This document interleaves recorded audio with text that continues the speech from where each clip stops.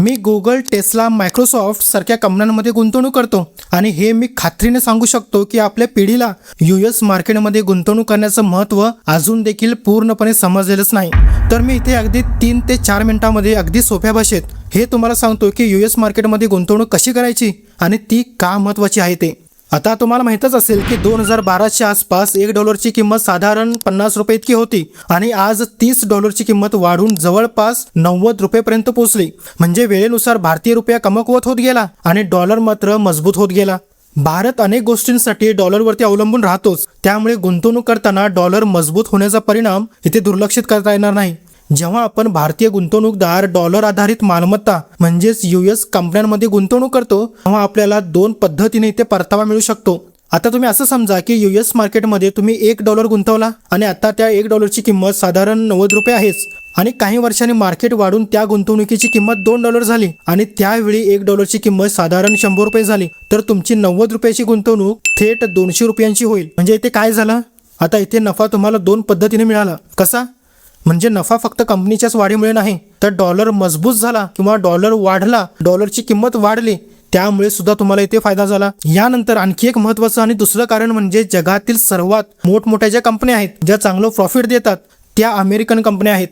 जगातील टॉप 10 कंपन्यांपैकी बहुतेक कंपन्या AI, क्लाउड, सेमीकंडक्टर्स आणि इनोव्हेशन या क्षेत्रामध्ये कामं करतात. जर आपण असं मानलं की भविष्य टेक्नॉलॉजी ड्रायव्हन आहे आणि आज आपण US मार्केटमध्ये गुंतवणूक केलेलीच नाही, तर आपण जागतिक वाढीचा खूप मोठा भाग गमावत आहोत. आणि हो, जर भारतीय गुंतवणूकदार जागतिक बाजारात गुंतवणूक करून संपत्ती निर्माण करतात आणि नंतर ती भारतात खर्च किंवा गुंतवणूक करतात, तर तेही भारताच्या वाढीसाठी फायदेशीरच असतं. आता इथे लक्ष द्या की जर आपण फक्त भारतीय बाजारातच गुंतवणूक केली, जसं की स्टॉक्स असतील, म्युच्युअल फंड्स असतील, ETF असतील, इंडेक्स फंड्स असतील, आणि जर बाजार घसरला तर आपल्या संपूर्ण गुंतवणुकीवर परिणाम होऊ शकतोच. पण भारतासोबत US मार्केटमध्ये जर गुंतवणूक केल्यास दोन्ही बाजार एकमेकांना संतुलित करतात आणि यालाच डायव्हर्सिफिकेशन असं म्हटलं जातं. पण याचा अर्थ असाही नाही की तुम्ही तुमचे सर्व पैसे काढून US मार्केटमध्येच गुंतवले पाहिजेत. अजिबात नाही. नवशिक्यांसाठी म्हणजे जे नवीन आहेत, जे स्टॉकमध्ये पहिल्यांदाच गुंतवणूक करतात, तर त्यांनी त्यांच्या गुंतवणुकीपैकी 10 ते 15% US मार्केटमध्ये ठेवणं पुरेसं असू शकतं. आणि जर तुम्ही बिगनर्स असाल, तुम्हाला US मार्केटमध्ये गुंतवणूक करायची असेल, तर इथे 2 मार्ग आहेत. पहिला आणि सर्वात सोपा मार्ग म्हणजे भारतात उपलब्ध असलेले इंटरनॅशनल म्युच्युअल फंड्स आणि ETFs.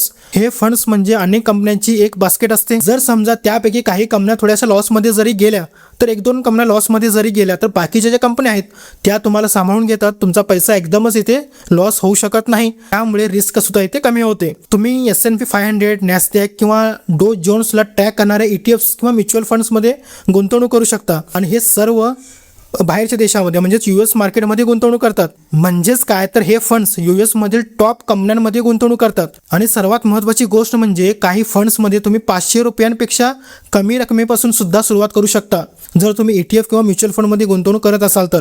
पण लक्षात ठेवा, भारतातील US फोकस्ड फंड्स मर्यादित आहेत आणि कधी कधी नवीन गुंतवणुकीसाठी बंद होऊ शकतात, कारण सरकारने परदेशात गुंतवणुकीसाठी काही मर्यादा देखील ठेवलेल्या आहेत. यानंतर दुसरा मार्ग सुद्धा आहे. दुसरा मार्ग म्हणजे तुम्ही थेट US स्टॉक्स किंवा ETFs आणि म्युच्युअल फंड्समध्ये गुंतवणूक करू शकता. अगदी US गुंतवणूकदाराप्रमाणेच, म्हणजे जे US मध्ये गुंतवणूक करतात तिथले लोकल जे लोक आहेत त्यांच्याप्रमाणे तुम्ही सुद्धा इथे थेट इन्व्हेस्टमेंट करू शकता. आणि याचा एक फायदा म्हणजे US ETFs किंवा म्युच्युअल फंड्सचे एक्सपेन्सिव्ह रेशिओ म्हणजे जे शुल्क आकारलं जातं ते तुलनेनं एकदम कमी असू शकतं. पण थेट गुंतवणूक नवशिक्यांसाठी म्हणजे जे नवीन आहेत त्यांच्यासाठी थोडीशी क्लिष्ट असू शकते, कारण त्यासाठी US ब्रोकरेज अकाउंट उघडावं लागतं आणि रुपये डॉलरमध्ये कन्वर्ट करावे लागतात. त्यासाठी काही ॲपसुद्धा मार्केटमध्ये अवेलेबल आहेतच. आता ते कोणकोणते? आता एकदा लक्ष द्या. IND मनी ॲप, वेस्टेड यासारख्या ॲपमुळे ही प्रक्रिया अगदी सोपी होते. हे जे ॲप आहेत ते इंटरनॅशनल ब्रोकर्ससोबत जोडलेले असतात. या ॲपच्या द्वारे रुपये डॉलरमध्ये कन्वर्ट करताना काही अतिरिक्त तुम्हाला शुल्कही द्यावे लागतात, पण त्या बदल्यात तुम्हाला थेट US मार्केटमध्ये गुंतवणूक करण्याची संधी देखील मिळते. आता इथे अजून एक फायदा आहे. US स्टॉकमध्ये तुम्ही फ्रॅक्शनल शेअर्स देखील खरेदी करू शकता. आता उदाहरण घ्या, टेस्लाचा एक शेअर साधारण $437 म्हणजेच जवळपास भारतीय रुपयामध्ये 40,000 रुपये असेल, तरी सुद्धा तुम्ही फक्त ₹500 गुंतवणूक करू शकता. म्हणजे तुम्हाला एकदम 40,000चीच गुंतवणूक केली पाहिजे असं अजिबात नाही. आणि जर तुम्ही बिगनर्स असाल, जर नवीन असाल, स्टॉकची अजून तुम्हाला काही माहिती वगैरे नसेल, तर थेट स्टॉकमध्ये गुंतवणूक करण्याआधी ETF किंवा म्युच्युअल फंड्समध्ये गुंतवणूक करणं अधिक तुम्हाला सुरक्षित असू शकतं. कारण ते काय असतं की ETF असो किंवा म्युच्युअल फंड्स असो, या म्युच्युअल फंड्स किंवा ETFमध्ये खूप साऱ्या अशा कंपन्या असतात, त्या सगळ्या कंपन्यांमध्ये तुमचा पैसा इन्व्हेस्ट केला जातो, म्हणजे रिस्क कमी होते. आणि जर तुम्हाला याच्यात इन्व्हेस्ट करायचं असेल तर इथे काही लोकप्रिय पर्याय देखील आहेत, जसं की SIP 500 ETFs, NASDAQ 100 ETFs आणि US focused international mutual funds. आणि जर का तुम्हाला US फोकस्ड ETFs किंवा म्युच्युअल फंड्समध्ये गुंतवणूक करायची असेल तर कमेंटमध्ये नक्की सांगा. मी याच्याबद्दल पूर्ण रोड मॅप तुमच्यासाठी घेऊन येईनच, जसं की IND मनी ॲप डाउनलोड करून त्याच्यावरती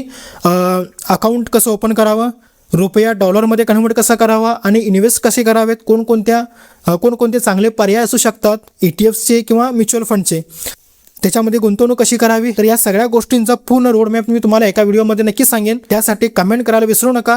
व्हिडिओ आवडला तर लाईक करा, शेअर करा आणि सबस्क्राईब करायला विसरू नका. आणि हो, ही माहिती शैक्षणिक उद्देशाने आहे. गुंतवणूक करण्यापूर्वी तुमची जोखीम, क्षमता आणि आर्थिक उद्दिष्टे समजून घेऊनच निर्णय घ्या.